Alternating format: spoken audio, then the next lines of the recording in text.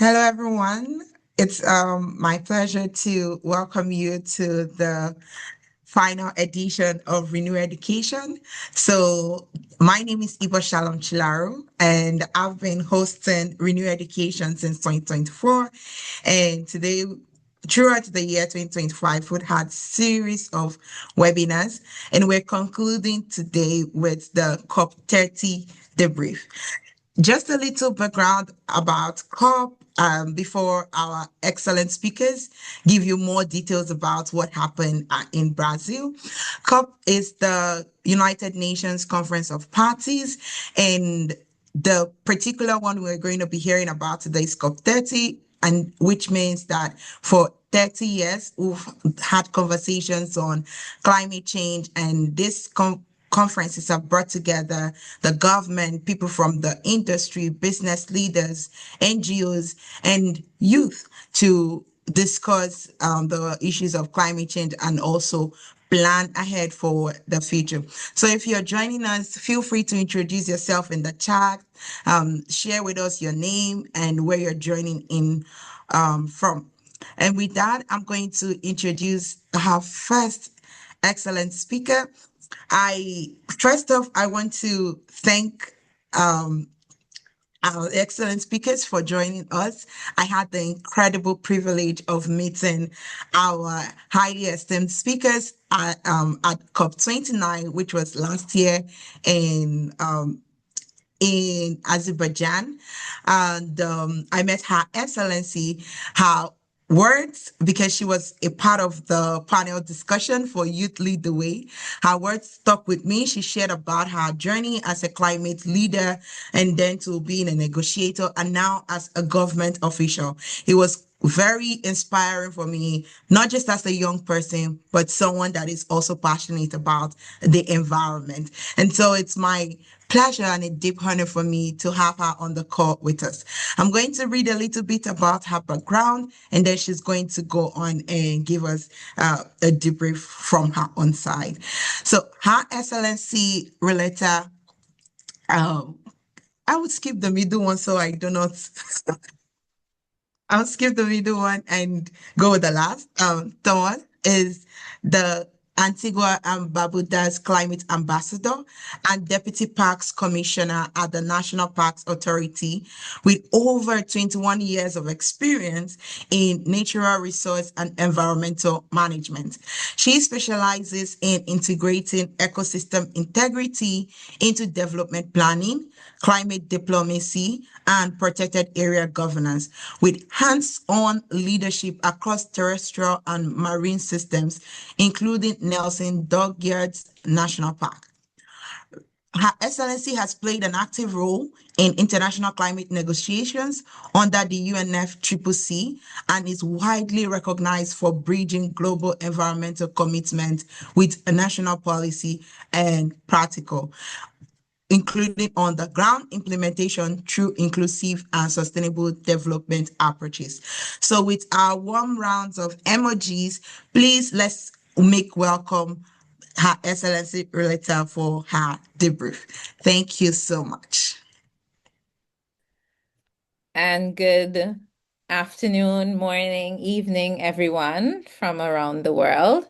Shalom, thank you very much for all your efforts at keeping this issue alive. And again, as a young person, I congratulate you on being engaged and really being active in this forum.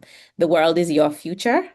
And as I said to you guys in Baku, it is your responsibility to take it up. We are only custodians to pass it on to you. So congratulations with all you do. Good afternoon, everyone. I am Rulita Camacho Thomas. I am first a biologist. I live and work in a national park.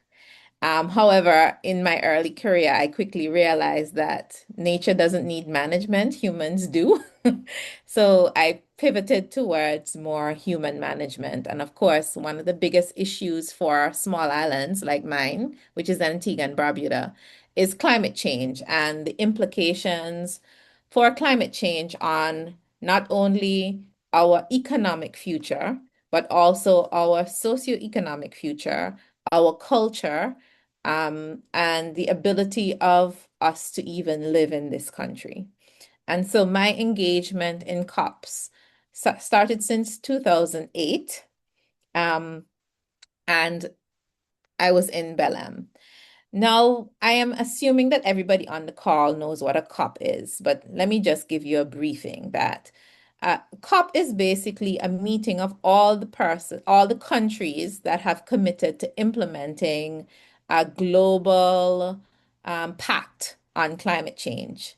And this came from the Rio Conventions in 1992, where globally all the members of the UN recognized that there were some critical issues that needed to be addressed. That was biodiversity, land degradation, and climate change. Climate change has been the more, I would say, the more attractive one.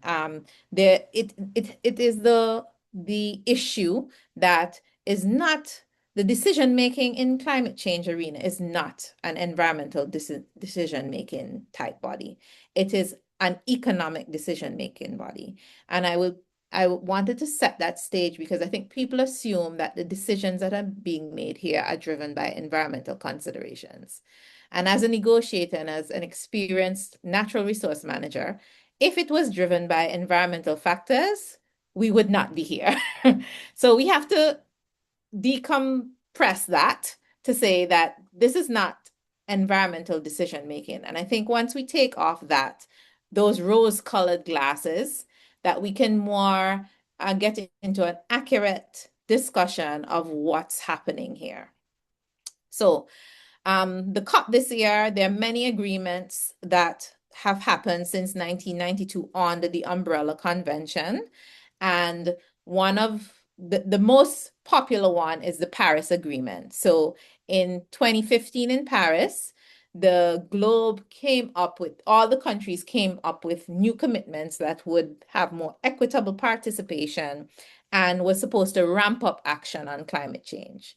Now, there are several aspects to climate change, mainly divided between mitigation, which is stopping the gases from going into the atmosphere that are causing these changes, and adaptation. And adaptation is we putting in measures so that the changes have less impact or to prepare and respond for those changes.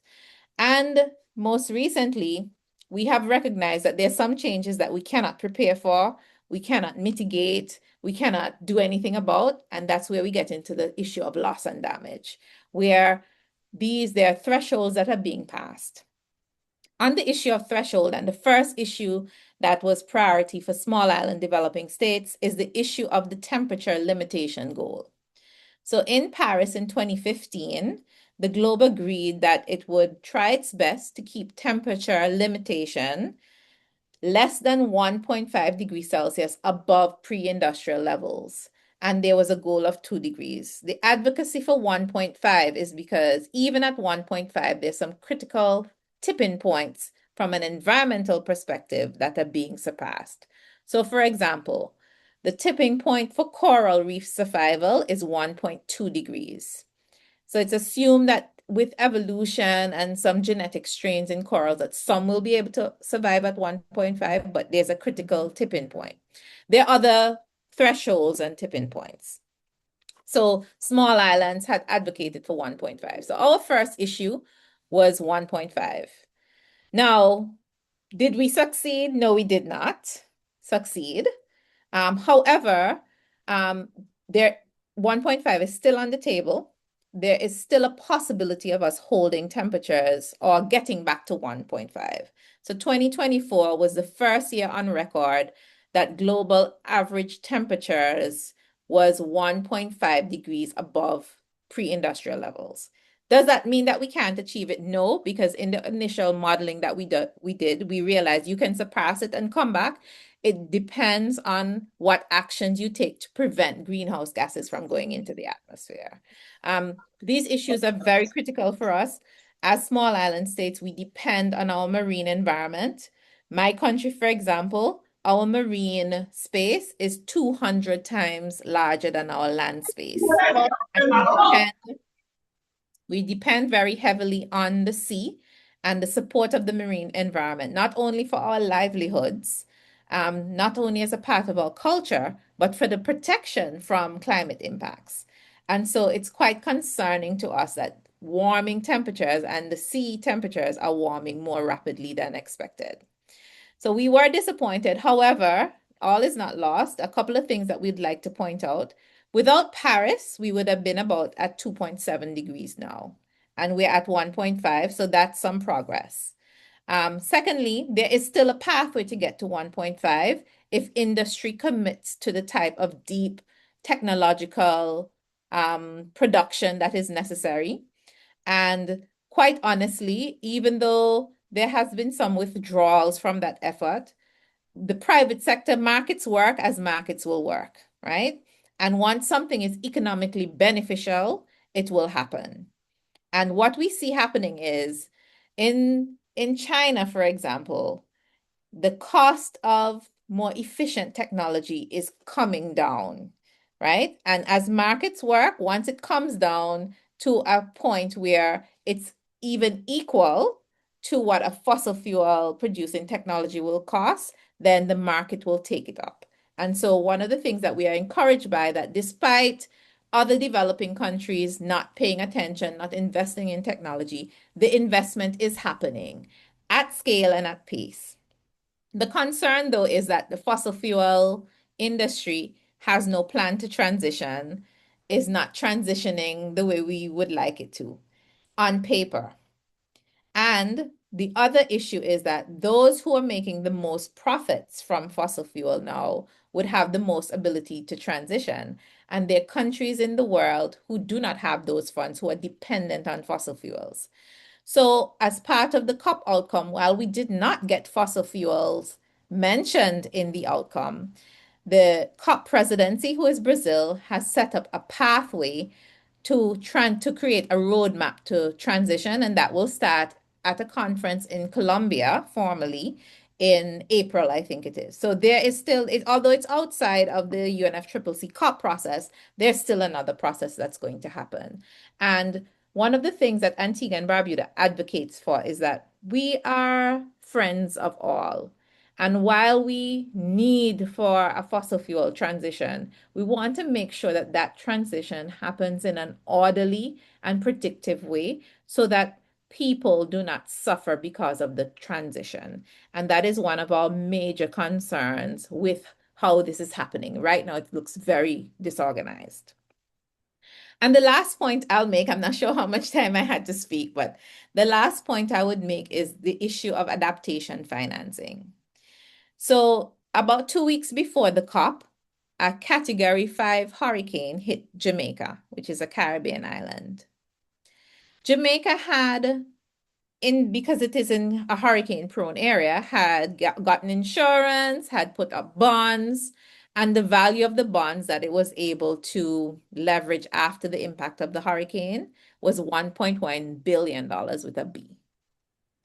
The losses that were counted last 2 weeks ago as a result of the hurricane is 9.9 billion with a B. So we have over $8 billion in a gap for responding to a climate impact. Now, when I talk about adaptation and loss and damage, I think people want to think about adaptation as something nice you do and you put in place a little thing here and a little thing there and you're fine. The people in Jamaica would have lived in these communities for hundreds of years and they were fine. And this year, they were all wiped out. Communities were completely wiped out. Nobody survived. So when we talk about adaptation and loss and damage, we have to understand that we're not talking about just planting trees somewhere or doing a nice kumbaya activity and printing some t-shirts and some public awareness. That's not what we're talking about. We're talking about rebuilding infrastructure. We're talking about supporting people in building homes that are now 100 times the cost of what their traditional homes would have cost. We're talking about impacts that wipe out generational wealth in small communities who are dependent on their environment. So while the text in the agreement spoke about tripling adaptation. Triple from what? To what? The example in Jamaica alone tells you what the gap is. Even if you triple 1.1 billion, you're still not going to fill that gap. And so the issue with us in Antigua and Barbuda is about when will people understand that the scale of financing that we're talking about is way beyond what is being discussed now. And this piecemeal approach to adaptation does not work. If you're going to adapt, you have to adapt at one time. It is the weakest link in the chain that will fail and cause everything to unravel. And so when we're talking about adaptation, that's what we're talking about. And the second issue I wanted to talk about is whether the private sector can fuel this drive to adaptation. As I said before, private sector is a market-driven thing. So if there's money to be made, the private sector will come in and make the money. There are many of our adaptation needs. There's no money to be made. It's going to be at a loss. This is a human good, a social good, cultural good type of activity. And these impacts are caused by nothing people in small island developing states did. Even if we continue to emit, even if I leave on everything, I run my car 24 hours, my emissions are 0.001 as a Caribbean in whole of the global's emissions. There's nothing that we can do to impact it. We will continue to pursue mitigation efforts because, as I said, the market is going to transition and these technologies will become cheaper. And we know that the transition from fossil fuel is going to be, I don't know what to call that. It's going to be a catastrophic kind of disorganized transition, and we do not want to get caught in that. So we are transitioning ourselves, but it's not for the objective of mitigation. It is for the objective of resilience. And the point that we want to make is although there's a tripling in the text, one, that is going to come from loans that we cannot afford. And two, even with tripling, there's no way we can fulfill our adaptation needs. Thank you. Wow. Um, Thank you so much for that straight to the point, concise debrief. And I do also sympathize with the people of Jamaica, because I have colleagues who are from Jamaica and they had to travel home. And when they send me pictures of the issue, the destruction that had happened, it really, really, really hurt my heart that they are in that situation. And no matter how much that is being put out, it doesn't seem to equate to the level of damages that were done. So it is, and that is why these conversations are really still important. And I'm just going to ask one question and then give about 2 minutes for some people in the audience, the participant, to ask a question. I recall one of your posts that had to do with the debt sustainability and climate finance architecture reform. Can you tell us a little bit about that and how that model will be transforming will be a significant financial reformation structure? Okay, thank you very much for the question. So every 10 years, small island developing states get together and put in place what small islands would like to prioritize as their priority for sustainable development. That conference, the conference that agrees on that document is called the SIDS conference. So this is a UN process that comes out of what is called the SIDS document. So this in 2024, that Antigua and Barbuda led that, and the conference was held in Antigua and Barbuda in 2024, and the document is called the Antigua and Barbuda Agenda for SIDS, ABAS. So you can look that up. In that document, in terms of our financial modeling, we understand that these impacts will continue to happen. We understand that there are some impacts that we will have to finance ourselves. And we also recognize that when you have an impact that zeroes your GDP, and you have that every year, we are in some debt that is unsustainable. And one of the things that the Debt Sustainability Initiative is asking for is that for us to be able to build our own resilience, one of the critical resilience measures is to get rid of our debt. And what we're asking for is debt is something that is tradable on the market, right? So you can make money from it in the financial terms. And we're asking that climate investments actually go into alleviating debt for countries like mine who are making poor developmental decisions, not because we don't know better, but because we can't leverage the financing. And this is the example I give. I'm walking down the road and I have a pair of shoes on and it rotted out. So literally it's fallen apart. Everyone who has gone through COVID has had shoes that you didn't wear and then you take it out and it's rotted. So you're out on the street, it's rotted. Now, you know that the best shoe for you to buy that will last long, will be resilient, is on a shelf over there, but it costs $100. There's another shoe that costs $2, but I know it won't last the week. I only have $2 in my pocket. I cannot get $100. I can't ask anybody. I'm literally here in this situation where I have to have a shoe now. That's what happens when we have a hurricane. That is what will happen to Jamaica because the finance is not available. We can't leverage it. We can't leverage it on the market. It's not available to us. We continue to make poor decisions, not because we don't know better, but because we just don't have the financing. And so every year now, so we have to buy a $2 shoe every week. In 3 years, we would have more than spent the $100, but we just don't have it at the time. And this is what we are, in essence, talking about to be able to set ourselves up that we can have the financial means to make better decisions when recovering so that the next storm there will be less to recover from. We have to now, instead of our traditional wattle and daub houses, we have to make concrete bunkers. There's no traditional family that can afford to make a concrete bunker, right? That will wipe out you, and we can't get insurance. And if you have to go to the bank here, you have to have insurance for your mortgage. And the reinsurers are pulling out of the region because we're too high risk.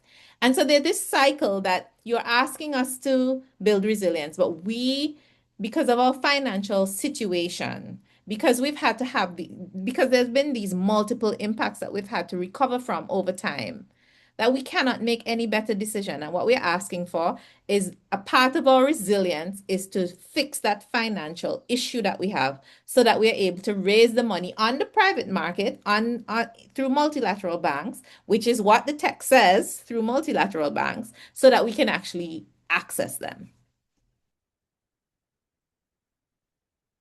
Okay, that's great. I do have more questions, but I feel that I should keep them till for Anna. And I wanted to ask Anna, do you have reflections on what Her Excellency has mentioned? Because I saw that you agreed to most of her comments, and that would after the reflection, I would go ahead to introduce you, and you make your presentation.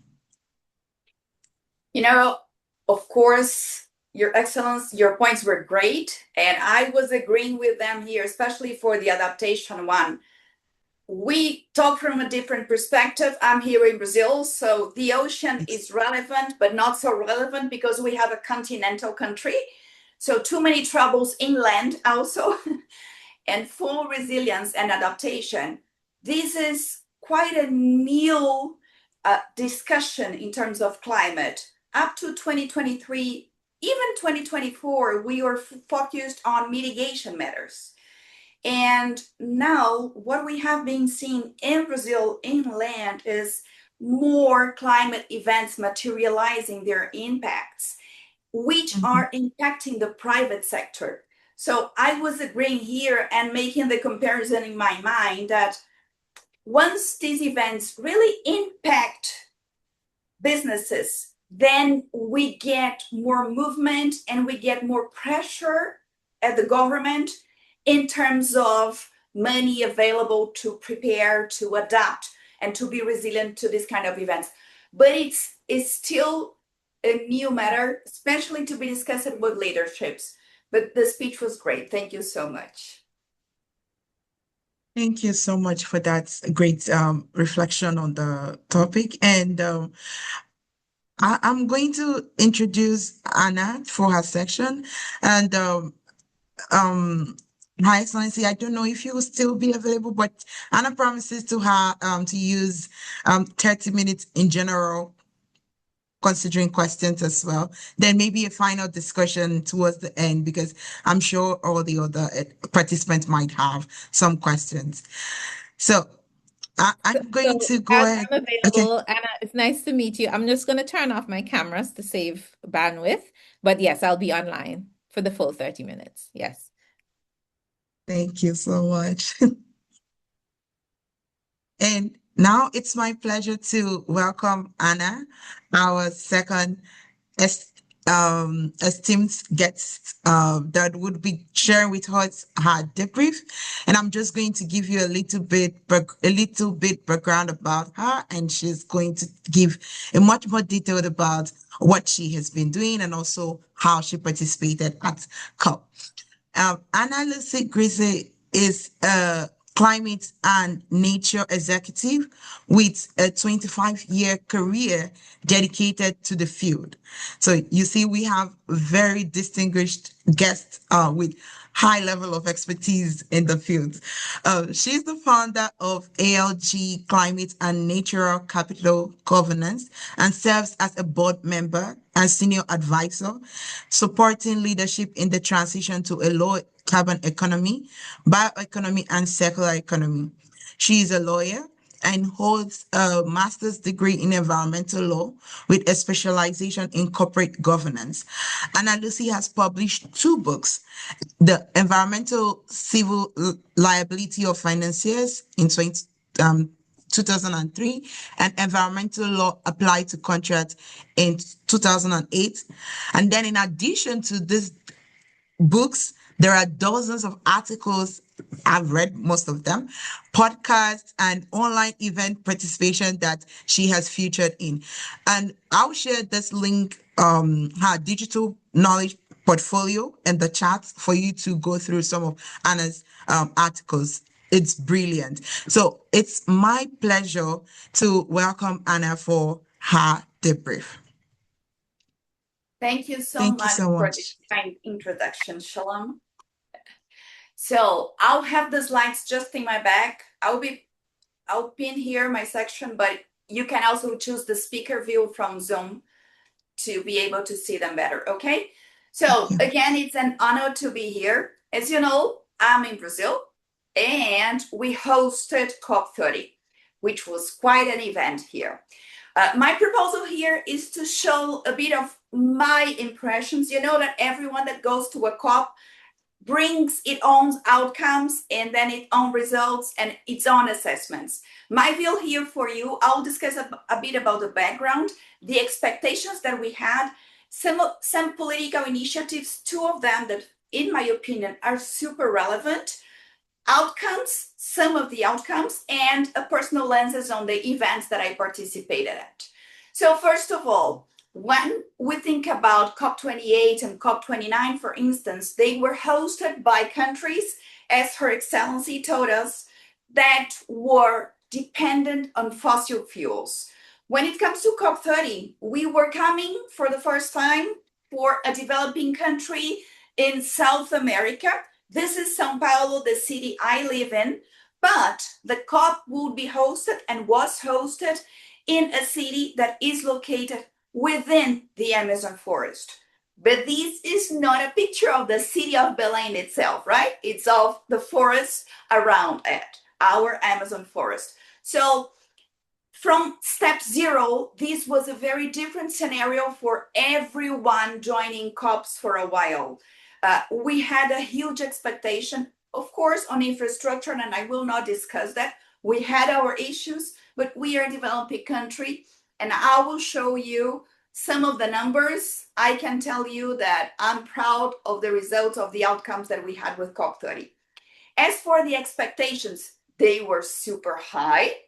and the list of mandated matters to be discussed within the formal negotiation of the Paris Agreement, as you can see, is always huge.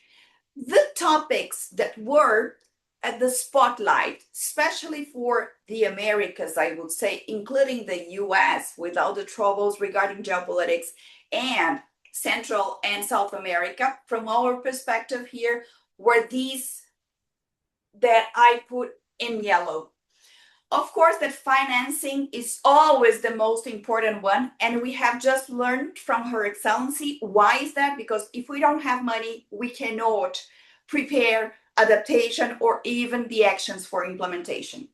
As for the COP30 presidency, you might have heard that the main point was we are leaving the discussion stage and we are entering into the action stage. At least this was their goal for COP30. We have already discussed most of those matters in that huge list that I just showed you. So now it's time to act and ensure that all that we have already agreed upon is really being implemented. One of the main goals of Brazil for COP30 was to deliver this fund, which is the Tropical Forest Forever Facility Fund, which, at least in theory until now, will benefit the countries that have tropical forests and the biomes that are marked here in light green. I can tell you that this is a huge expectation, but the outcome was not really the expected one, because at least in the paper, this should be a fund for a 25 billion US dollars, but at least by the end of COP30, we were only able to get 6.5 billion. It is already yet to be structured, but it was delivered. We don't have much money, at least until now. We have to wait and see which will be the results, especially into 2026. Another huge expectation, especially because of the differences between the host countries for COP28, COP27, and Brazil, was that related to forests. And for obvious reasons, we wanted to insert forest restoration, biodiversity, sustainable soil use, talking about bioeconomy and circular economy inside the climate matters. So I can tell you that this expectation, at least in my view, was materialized. Many of the discussions regarding climate, not within the official mandated matters for the climate agreement, as they have to fulfill what they have to fulfill in terms of climate, but for all other discussions in the surroundings of the official agenda. Every time we discuss climate, we were bringing nature to the same conversation in terms of biodiversity, ecosystem services, and even a step ahead to discuss bioeconomy and circular economy. So I was really happy with this kind of result, which was concrete for us here. I will show you now two political initiatives, because besides the official agenda with the official matters, mandated matters to be discussed within the Paris Agreement, we have several movements from the countries and from the private sector. I will show you two political initiatives involving countries here. The first one was launched in COP29 and had to be presented prior to COP30, and it refers to money, as Her Excellency enlightened us on its relevance. So this is the famous roadmap from Baku to Belém in terms of mobilizing the 1.3 trillion US dollars up to 2035 to support climate action in developing countries.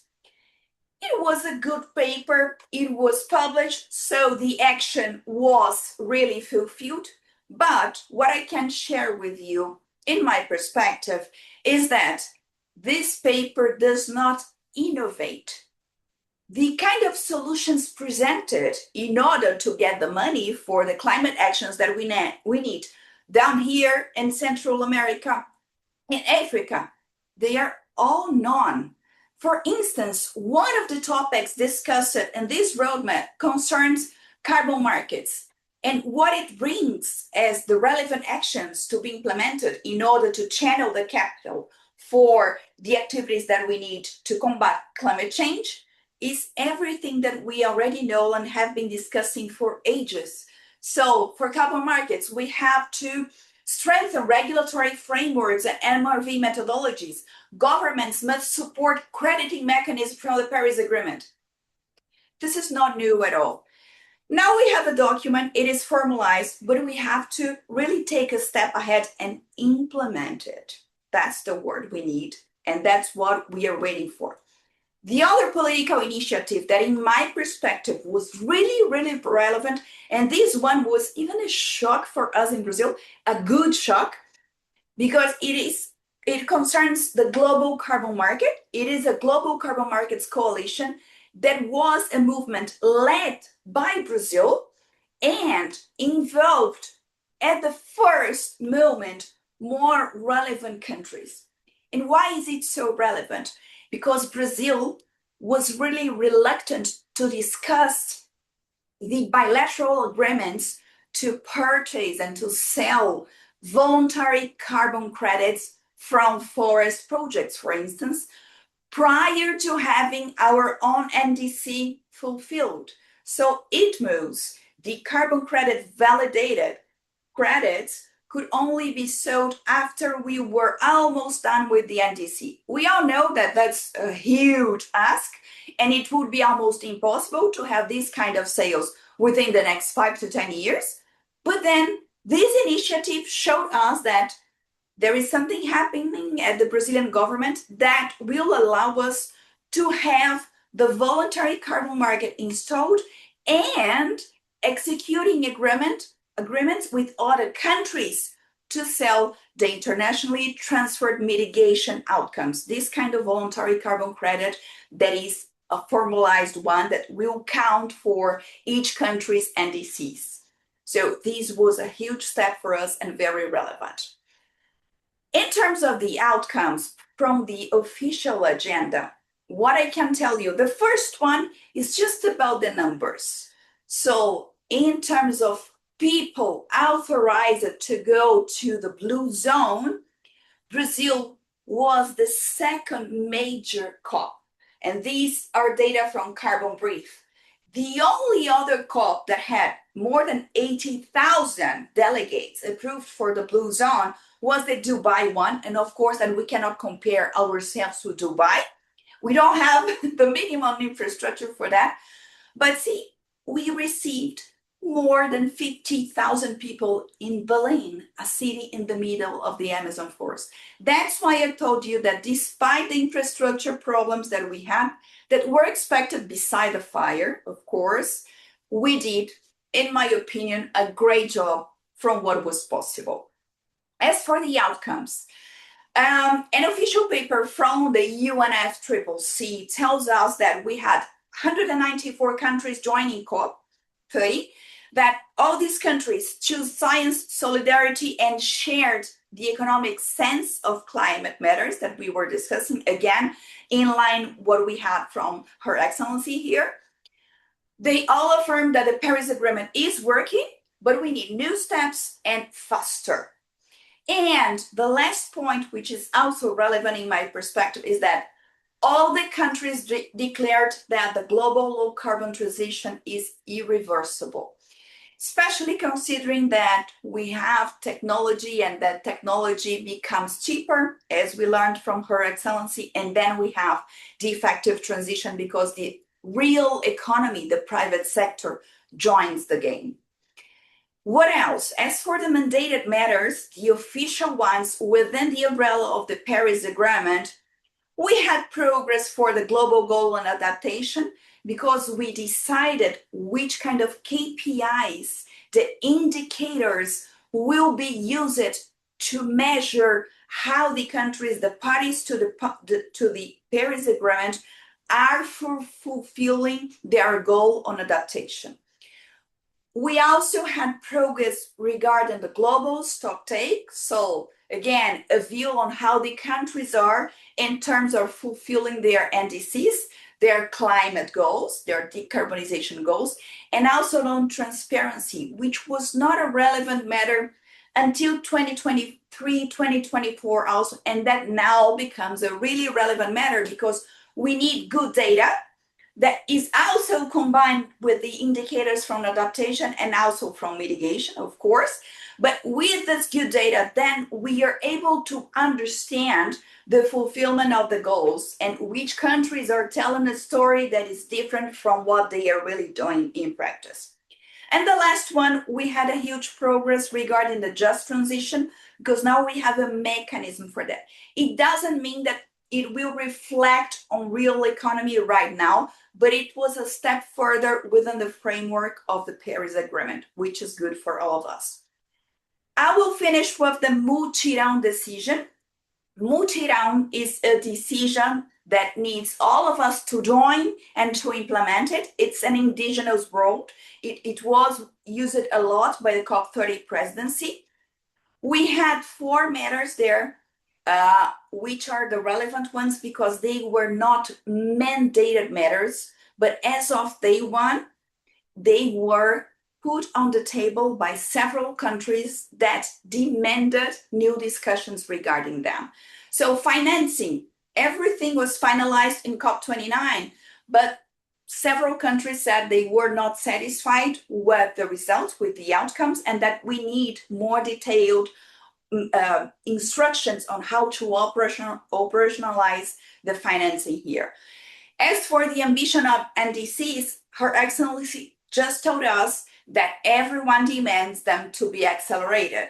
What else? The transparency mechanism I just mentioned, it is really relevant and it was on the spotlight here to be further detailed also. The last one was the great news because it dealt with unilateral trade measures.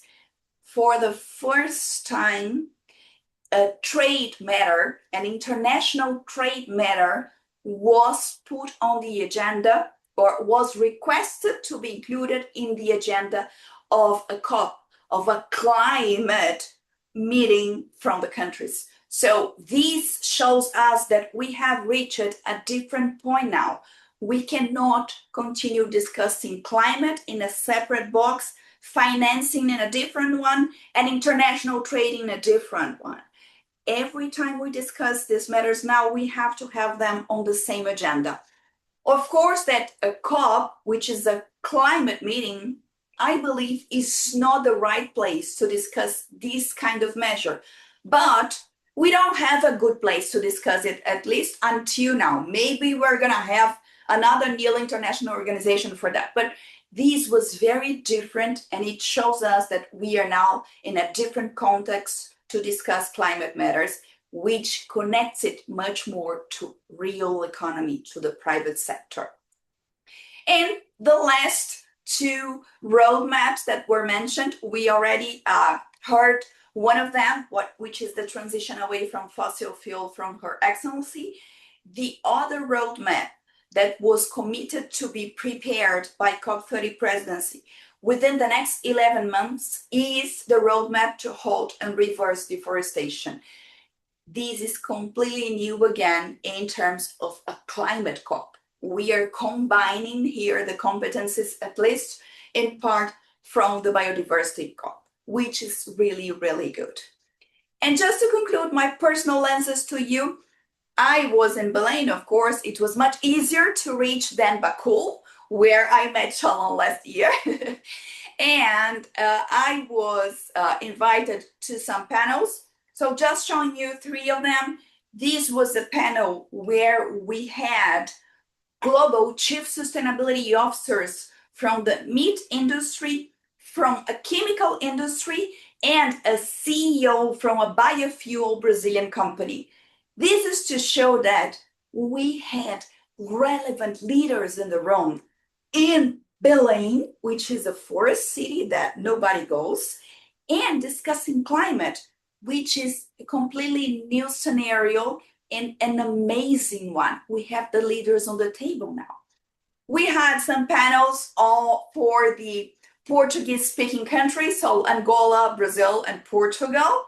And the last one was a panel within the perspective of climate and nature governance that was hosted by our Brazilian Corporate Governance Institute. So these were the points I wanted to bring to you. Hope they were useful. Available to the questions now. Wow. I think a presentation, there should be some round of emojis. This is the first time I been in a room where we have the spotlight and behind the background, there is a presentation going on. So this is novel. This is impressive. So thank you so much. It is also innovative because I remember in your presentation how you were calling out for innovations in some of the strategies and the solutions that the governments that we have been proposing. So thank you so much for bringing this innovation to us, and this is very brilliant. So if there are questions in the room, please you can feel free to put up raise your hand with the icon or share your question in the chat box and I can read them. But before I go on to take Mr. Olumide's question, I have two questions. So the first was about innovating the carbon market. How should they restructure the statements to add innovation to it? Because I used to believe that once we start adding that price and making carbon market something that is realistic for all countries, it would really drive the decision towards getting to the net zero carbon economy. So how should we bring this innovation that you were discussing? Shalom, in fact, I don't think we need innovation within the carbon markets. What we need is to implement all the demanding actions that we already know. So regarding the regulatory framework, Brazil has finally enacted our carbon market law. But then this goes for the regulated sectors, the intensive industry on carbon, which shall boost the voluntary carbon market. As for the voluntary carbon market itself alone, we should be investing on it because this is our comparative advantage to compete with the engineering projects to capture carbon, because we will never have money to have the engineered plants here to make the carbon capture. So we need to use the alternatives that we already have. And we don't need innovation for that. What we need is to really implement the tools that we know and that we have been discussing. So when we talk about, we need integrity in the carbon market, it's not in the carbon market that we need integrity. It is in the assets, in the titles, in the deeds of the lands itself that we need to organize and digitize it. So it's really easy to solve the part of what is not an integrity carbon market. But we need for that political involvement and really decision to correct that. It's, in my opinion, at least, it's easy to have a robust carbon market, a voluntary one, but we need to correct the issues for which we already know which are the solutions, but they have to be implemented. I think I better understand what you mean, because I was thinking it was something different and that we needed to introduce another strategy. But I do agree with you. We should go beyond conversations, go beyond the talks and go right into implementation. And I also agree with you about digitizing this thing so that people can have that direct access. So I'm going to allow Mr. Olumide to ask this question. Please go ahead. Hello, good evening, everyone. Good evening. Hello? Yes, we can hear you. All right, my name is Ana Luci Grizzi. I work with the Ogun State Waste Management Agency, authority like that. My question to Madam is that, how come, you've not spoken about waste, the waste sector, given the fact that waste has been adjudged as the third, anthropogenic source of, carbon emission. So how come nobody is talking about the waste management? Right. That's my question to you, And madam. I start. yes, I love that question because we have nature and we have nature and conservation specialists. The both speakers are specialists in this sector, so I would love their response to the question. So you can go on, Anna. Great question. Thank you so much.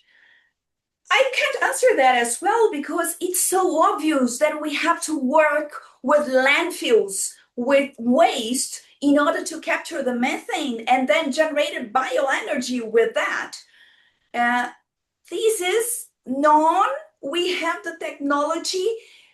We will have those offtake agreements. We will have companies ready to buy the bioenergy, the biomethane generated by these plants, but we don't discuss it.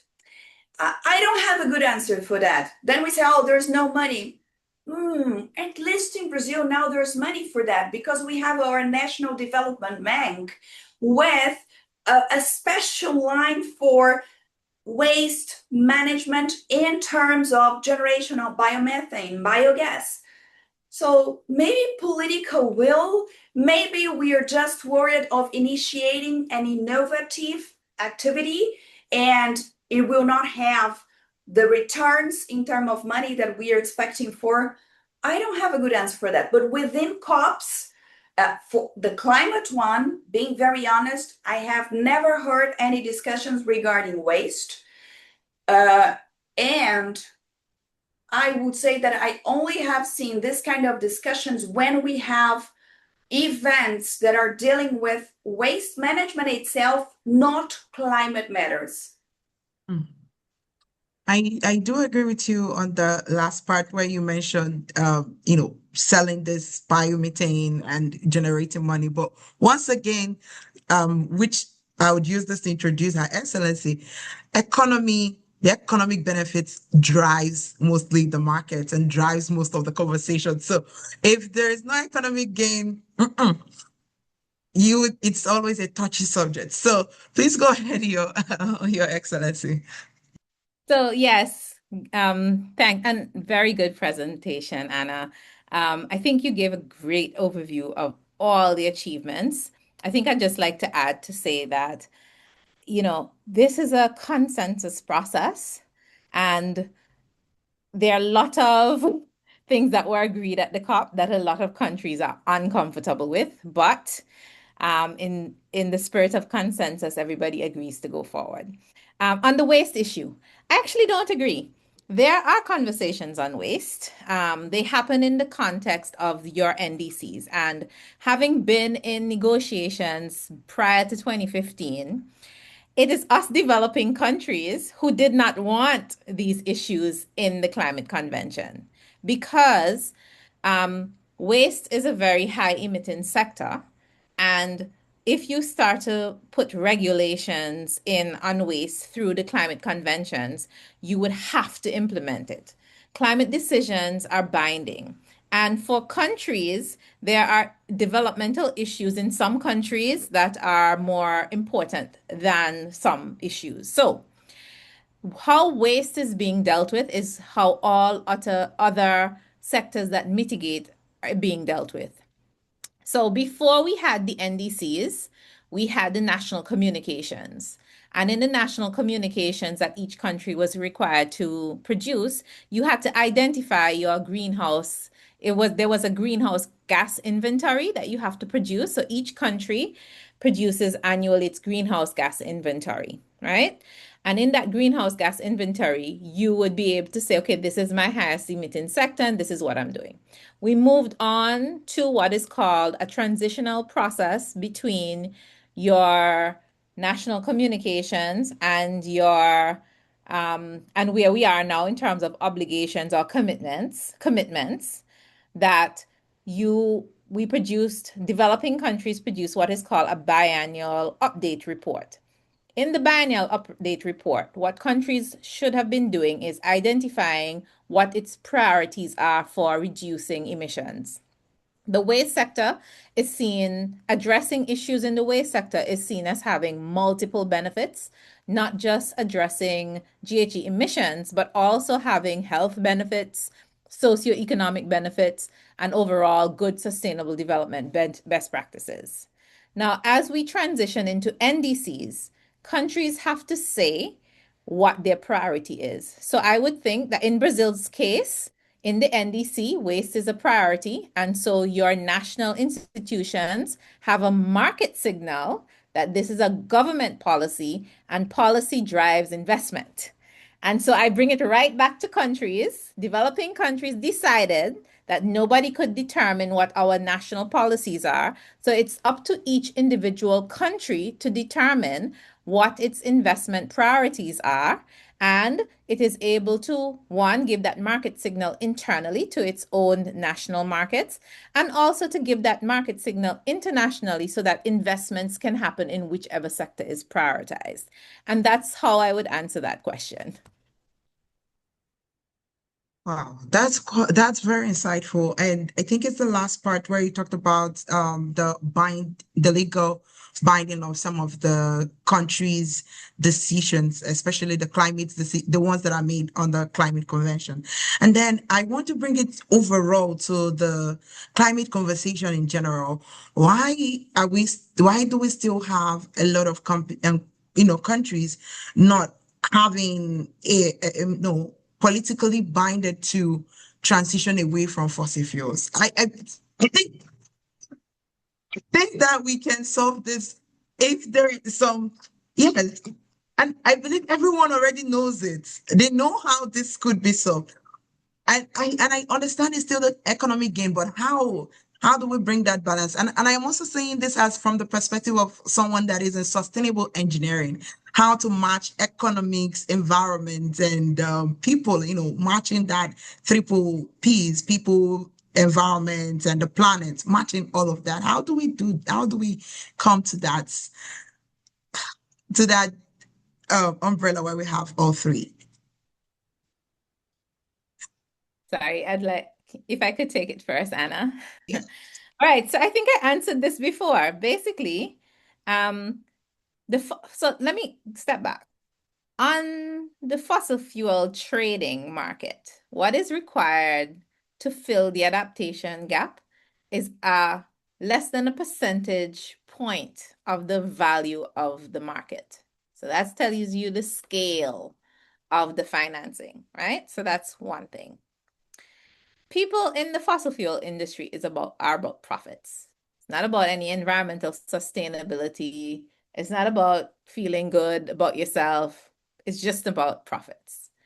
And we have seen outside of climate change where in order to maintain prominence, the fossil fuel industry has shortcut their profits, their profit margin, to have a competitive advantage over other industries. We've seen it done when renewables were first getting on the scene. We've seen it done to create socioeconomic conflict. Wars have been fueled by this. And so the fossil fuel market is a very powerful money generator for very established countries. And this is a country state issue. Now, the other issue is that the majority of the countries that are making a lot of money from the fossil fuel industry are not suffering from the climate impacts, or they have enough money to put in their adaptation. They have the money internally. They don't require any help from outside. And so, we have a saying in the Caribbean, who feels it knows it, right? And not until fire burn you, you scream. So not until you feel it that you react. And essentially, this is the issue why the fossil fuel industry has to decide for itself that it wants reform. International pressure cannot force the fossil fuel industry to reform, the big players. What will force the industry to reform is if the investments in renewables are driving the lowering of cost and more cost-effective renewables to have actual competition with fossil fuel. the fossil fuels won't run out in time, right? It won't dry up in time for climate action. So it's not a simple market mechanism. It's going to be an efficiency mechanism, and it's not going to be the producers who drive this, it's the consumers who have to drive this. And until consumers have access to alternatives that are more affordable, and when I say more affordable, it's not just the purchasing, it is the infrastructure that you need to support renewables that is the issue. For islands like mine, I have sunshine. I can't integrate it into my grid because my grid is not a smart grid. And the investment in the grid is what I actually need to be able to facilitate the transition to renewables, which is why I said I hope that this effort that is being led by the presidents of the COP, the Brazilian presidency, looks at how to facilitate the uptake. The market is supply and demand, right? The supply is not going anywhere. It is the demand side that we have to fix. And it's a simple case of economics. I will buy what is cheaper because I'm already in trouble. I only have $2. I only have $2. Right now, the renewables cost $10. I only have $2. So it's either the renewables are going to come down to my $2 that I can afford it. And when I talk about renewables, I'm not talking about just purchasing the product. I'm talking the grid infrastructure, everything, the workers being trained to maintain these other equipment. There's a full scale of issues that need to happen for consumer demand to increase. And if we don't start to talk about this holistically and trade barriers, because you can have somebody putting on a tax on renewables because they don't like it, right? And everything we get has to pass through Miami. And if there's a tax on renewables, then we still can't afford it. So there are trade barriers. There are all of these complex issues. It's not as simple, it looks simple like us, oh, just buy a solar panel. But for example, my government had to just put a ban, a limit on your renewable that you can install on your home. You can only do 5 megawatts. Why? Our grid is not equipped to deal with an influx of renewables, right? We do not have the investment in the grid. And we cannot get that investment anyway because the majority of the money on the international financing market that is coming through these multilateral development banks is, guess where it's from? It's Fossil from the fuels. fossil fuel industry, right? And so, what the hope we have is that in the East, in China is a big enough economy to force a transition. So the materials are now becoming more and more available. What we need now is to transition the receiving infrastructure. And that's where we still have a gap. So this is where we get to just transition and the discussion of just transition. Thank you so much. Because Anna would be leaving in a moment, so I would take the final question, and Anna, you would give your reflection and then a response to that question. So I did see a hand, Abdullahi Shehu. Do you want to go ahead to unmute and ask your question?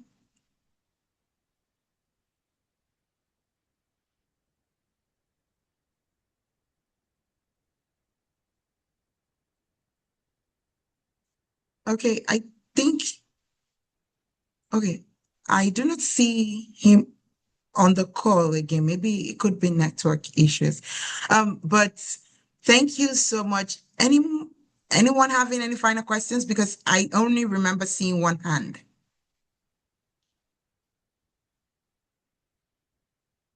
I think that, okay. Shadrach, please go ahead. Just this final question and we'll end the section for today. Oh, Yes, Shadrach, please.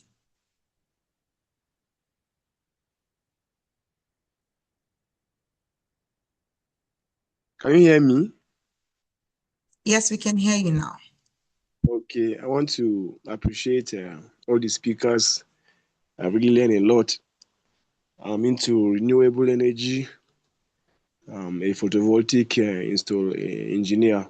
So I want to, because one of the challenges we are having in Nigeria here is the issue of this financing. People want to transition into this renewable.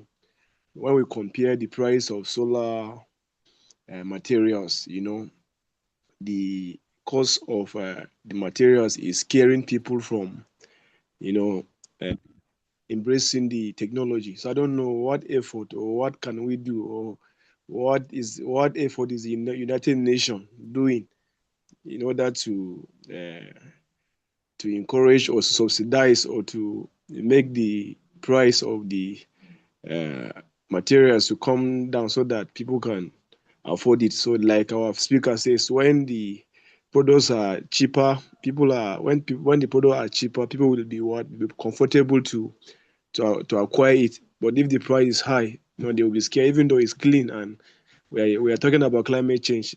People have to continue buying they can just continue using their generators, they can just buy like a liter of petrol. They can at least power them for some hours, and all these things. I don't know if there's any way they can help in that aspect of cost of materials. Thank you. I believe we all share the same concern. So Anna, please go ahead. Yeah, from a Brazilian perspective, not sure but currently we have excess of renewable energy. We had to stop producing renewable energy because there was too much in our grid, which is an integrated grid already. And why is that? Because our National Development Bank, back in 2019, 2018, specified several financing lines to develop renewable energy generation and also connecting it to the grid. So, of course, that we need a plan from the country, and that was a plan from Brazil that was assisted, supported, and implemented by our National Development Bank. Specific credit lines for generation of renewables, and then we are talking about wind and solar ones, and also improvements to the grid. I know that it seems easy speaking, but it was a government plan implemented and that we already have all the results ongoing. Maybe the easiest way would be to have your National Development Bank, a multilateral development bank on this matter. That's true. I also agree. And do you have any final closing thoughts? Because that's what we're going to be taking to finally end the section. From my perspective, I'm always optimistic. As for the COP process, it is a consensus process, as we heard from Her Excellency. So it's really difficult to get discussions agreed upon, decisions, and after that to convince the private sector to implement them. But we have to keep going. We have already reached several good results, and from now on, we have to accelerate our steps and also work with real economy in the mathematics to ensure that it is cost effective from an economic perspective. That's true. That's true. Thank you so much for that great remark. And finally, from Your Excellency, final thoughts. Yes, well, I would encourage the youth to stay involved and active. The future will, and the implementation will depend on you. Actions in your country also depend on your advocacy for them. In your advocacy, remember balance, remember justice, remember that transitions take time, and remember to take into consideration a broader worldview and how you position in yourself looking out towards 20, 30 years. Thank you.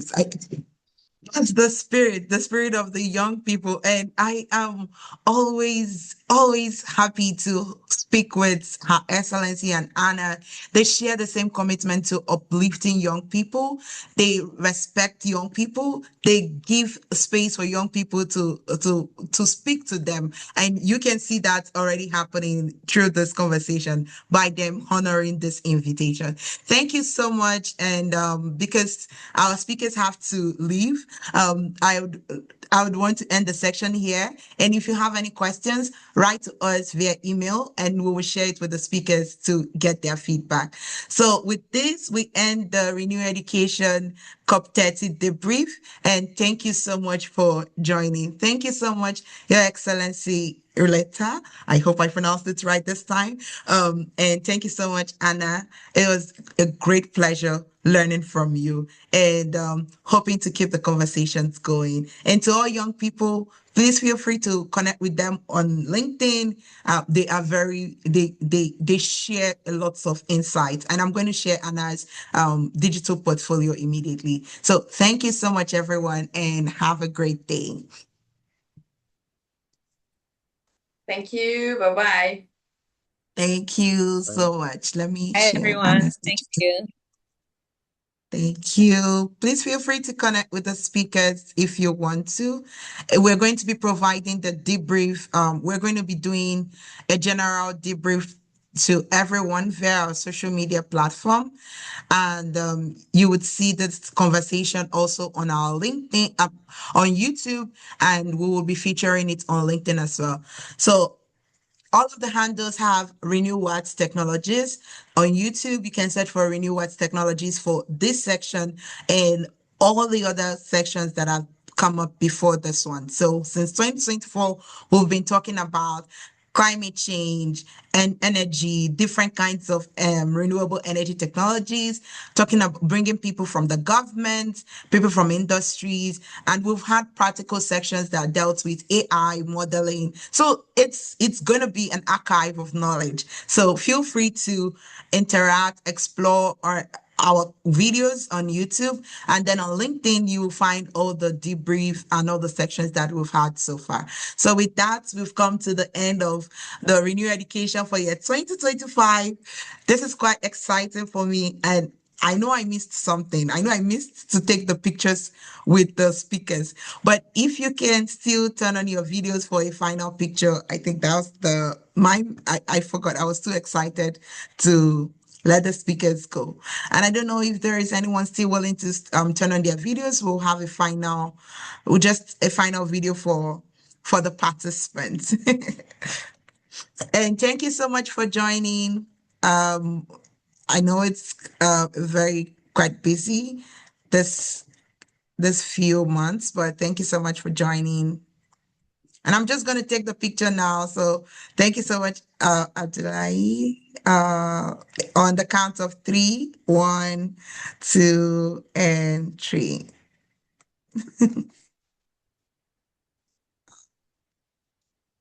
Thank you and have a great day. We will communicate via email. Thank you so much for being here. Thank you, Abdullahi. Thank you so much for joining us. Thank you, Kainde. Thank you, Jonathan. Thank you, Shadrach. Thank you for all the service that you're doing in the renewable energy community. Thank you, Julina. Thank you, Jonathan. Thank you, Vivian. Thank you, Johnson. Thank you, Marva. Thank you, Musbao. Afolabi. Thank you everyone for joining the section. We would keep in touch via email and also follow us on LinkedIn and feel free to get you on our YouTube. Thank you so much and have a great day.